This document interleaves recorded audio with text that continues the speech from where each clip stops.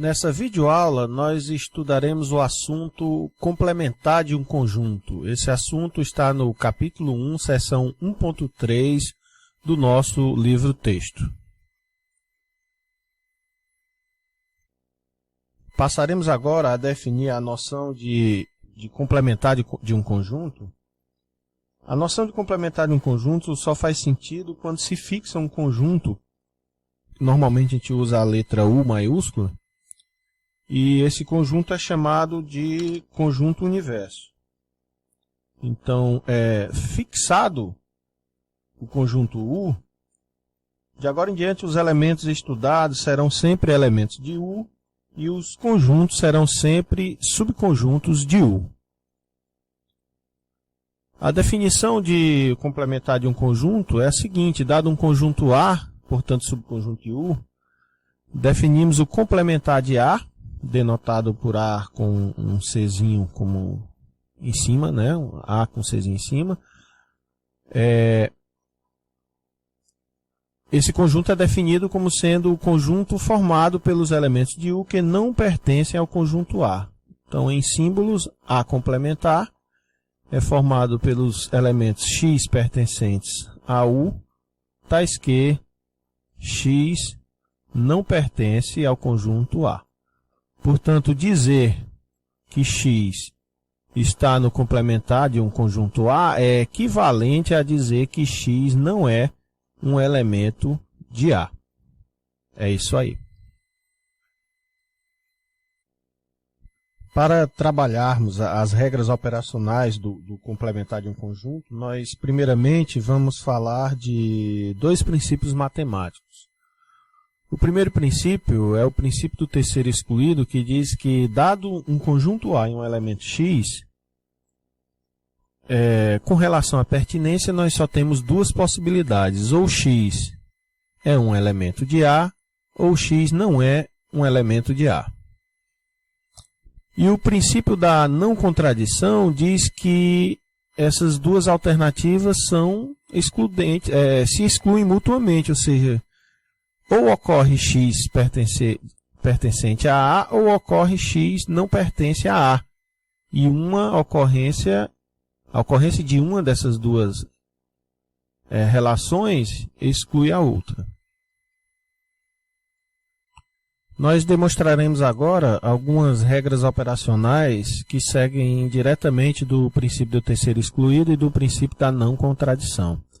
A primeira regra operacional nos diz que o complementar do complementar de um conjunto A é o próprio conjunto. De fato, tomando X um elemento do complementar de A, isso é equivalente a X não pertencer ao complementar de A. E se X não pertence ao complementar de A, isso é equivalente a X pertencer a A. Por quê? Porque se X não estivesse em A, X estaria no complementar de A, o que não ocorre. Portanto, com isso, nós provamos que todo elemento do complementar de A é também um elemento de A, e vice-versa. Portanto, vale a igualdade A complementar igual a A. A segunda regra operacional nos diz que se A é subconjunto de B, então o complementar de A é um subconjunto, aliás, o complementar de B é um subconjunto do complementar de A. De fato, se eu tomar X no complementar de B, então X não será um elemento de B. E como A está contido em B, se X não está em B, X não pode estar no conjunto A, porque se estivesse, ele estaria em B, o que não ocorre. A moral da história, X, então, não pertence, X pertence ao complementar de A.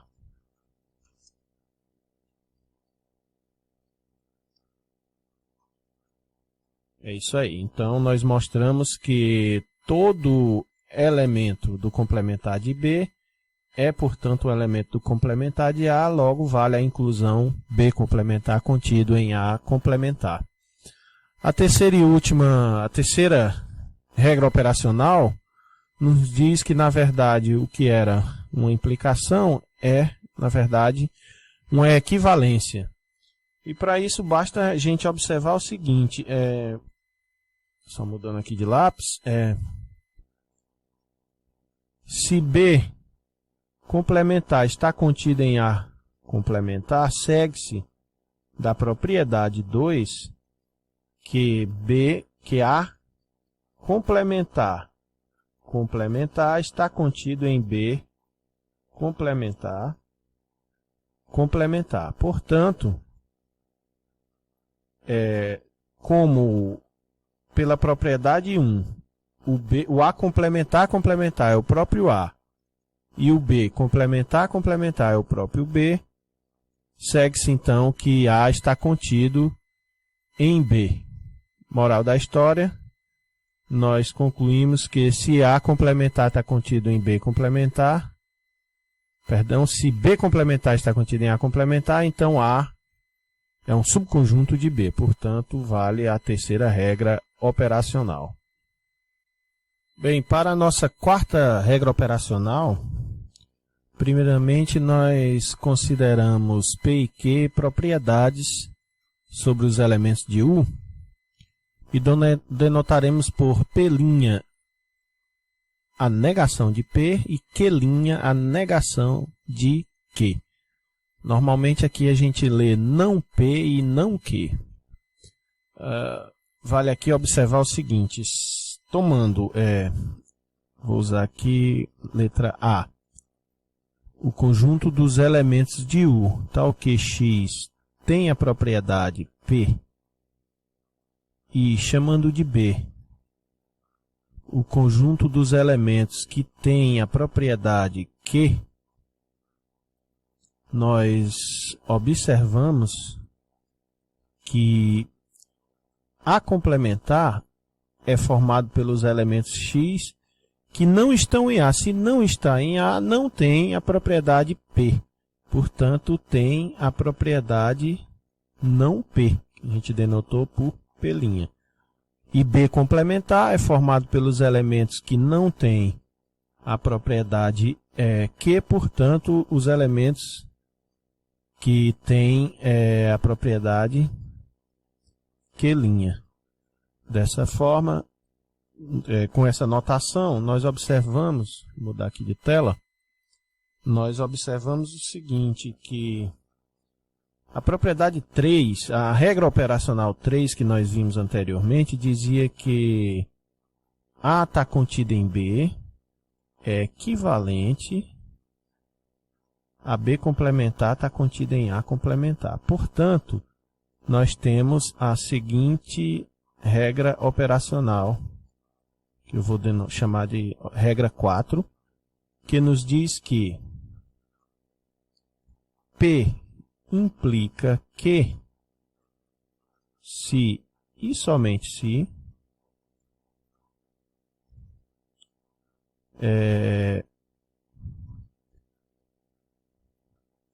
não que implica não P.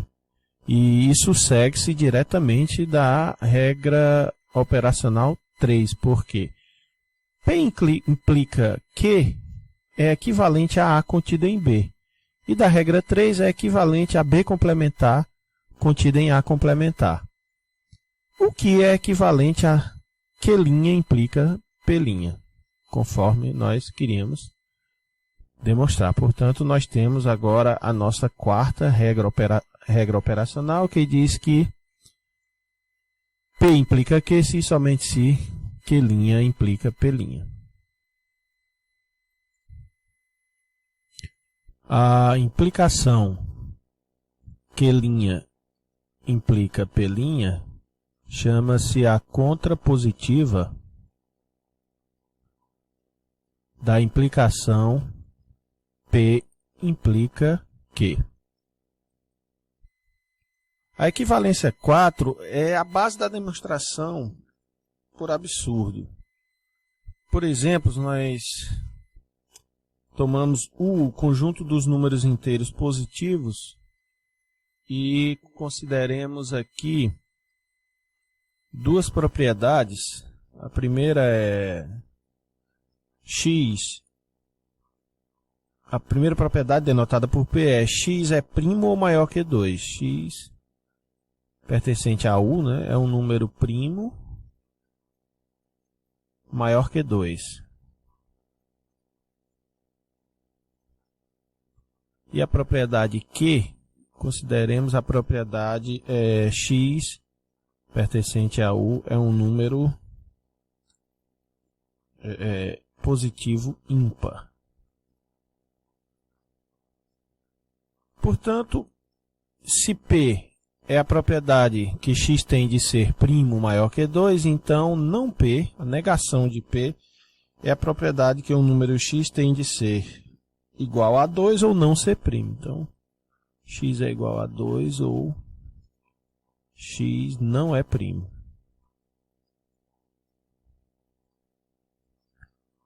E a propriedade Q', ou seja, a negação de Q,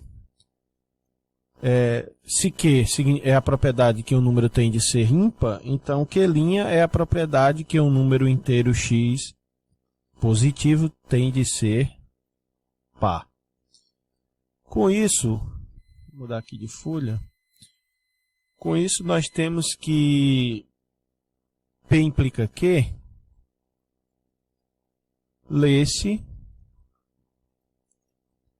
da seguinte forma: se x é um primo maior do que 2, se x é primo maior do que 2, então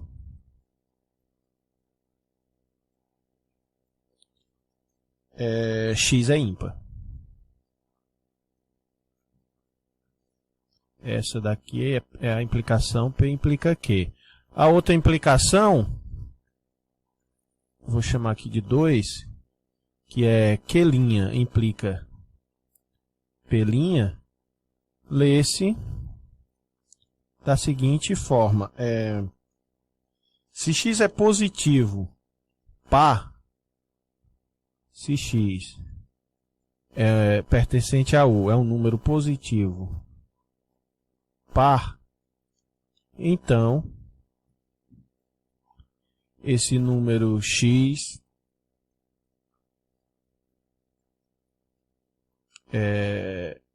ou é igual a 2, ou ele é um número composto, ou seja, x não é primo. Então, na verdade, o que nós temos aqui é o seguinte: essas duas afirmações, 1 e 2, na verdade, em essência, é a mesma coisa, só que dita com outras palavras. Então, dizer que P implica Q e dizer que não Q implica não P são afirmações equivalentes. Vamos agora resolver um exercício, mostrar que a equação x mais raiz de 6 menos x igual a 0 possui uma única solução real, possui uma única raiz real. Para isso, nós consideraremos aqui 5 propriedades que eu vou denotar aqui pelas letras P, Q, R, S e T. A propriedade P é a propriedade que um número x tem de satisfazer a equação x mais raiz de 6 menos x igual a 0. A propriedade Q é a propriedade que um número tem de ser igual a menos a raiz de 6 menos x. A propriedade R é a propriedade que o quadrado de x tem de ser igual a 6 menos x. A propriedade S é a propriedade que o número x tem de ser solução da equação de segundo grau, né? Da equação quadrática, x2 mais x menos 6 igual a 0. E, finalmente, T é a propriedade que o número x tem de pertencer ao conjunto formado pelos números menos 3 e 2. Observe aqui que claramente P implica Q, que por sua vez implica R,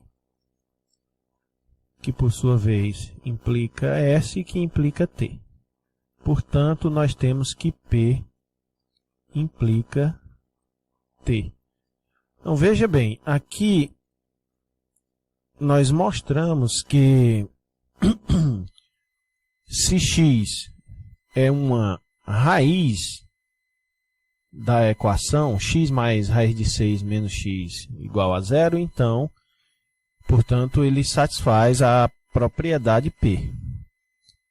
Mas, como P implica que x, então, satisfaz a propriedade Q, isto é, x é igual a menos a raiz de 6 menos x, como Q implica R, então x satisfaz a igualdade x2 igual a 6 menos x, como R implica S, x é raiz da equação quadrática x2 mais x menos 6 igual a zero, e, portanto, como S é equivalente a T, temos que x é um elemento do conjunto menos 3 e 2. Portanto, P implica T, por transitividade. Agora, veja bem, nós estamos dizendo, então, que se x for uma raiz, então x pertence ao conjunto formado por menos 3 e 2, mas em nenhum momento nós estamos afirmando que o menos 3 e o 2 são ambos raízes. Mas vamos mudar aqui de página. Veja só. Então, o que nós provamos foi que... Vou pegar aqui outro lápis.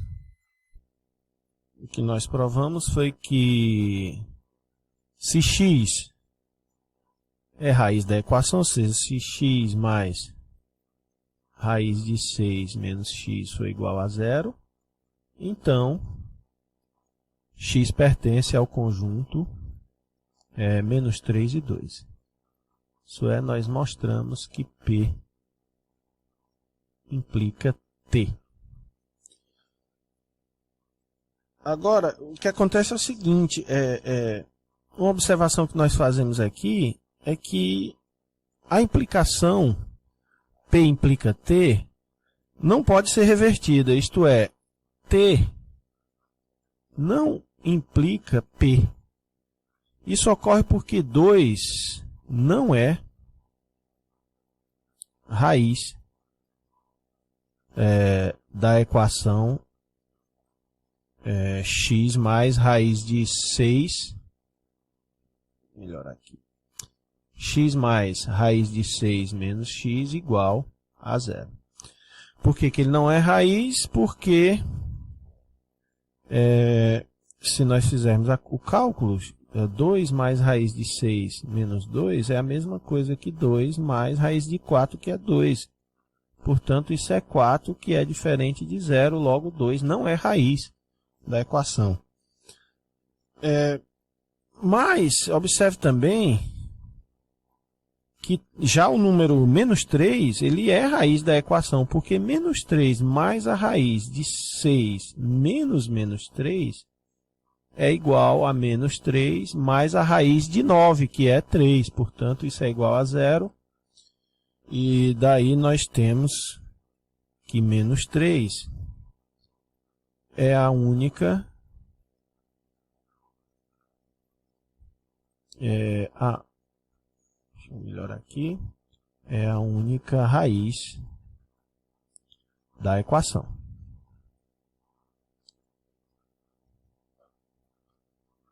Então, nós provamos o exercício, nós solucionamos o exercício. Fica aqui como um exercício para vocês mostrar ou descobrir quais das recíprocas, porque nós temos P implica Q, implica R, implica S, implica T. Fica como exercício mostrar qual dessas implicações não pode ser revertida. É isso aí, galera. Espero ter ajudado. A gente se encontra na próxima videoaula. Um abraço a todos.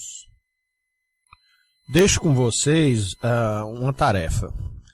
Nós mostramos nesse exercício que P implica Q,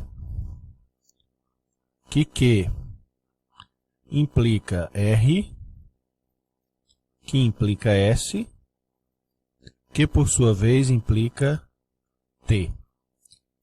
E também mostramos que T não implica P.